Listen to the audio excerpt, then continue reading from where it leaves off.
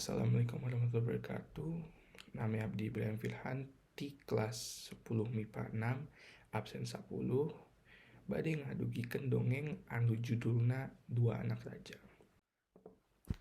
Dina hiji mangsa aya kerajaan anu kacida pisan makmurna. Sadaya kaperluan rakyat kacumponan ku kerajaan. Pokona mah sagala gratis sareng upami kedah aya anu dipeser oge hargana mila pisan. Raja terus ngusahakeun supaya segalanya gratis. Pemuda anu aya di kerajaan eta sadayana hadilah ku lampahna. Sok sering gotong royong ngabantos warga anu teu mampu.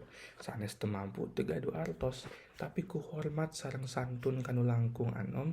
Misalna wae aya aki-aki atau nami nini-nini anu nyandak gemulan dibantuan. Raja teu gaduh putri, anjeunna kagunganana mun dua pangeran anu kajida pisan kasepna.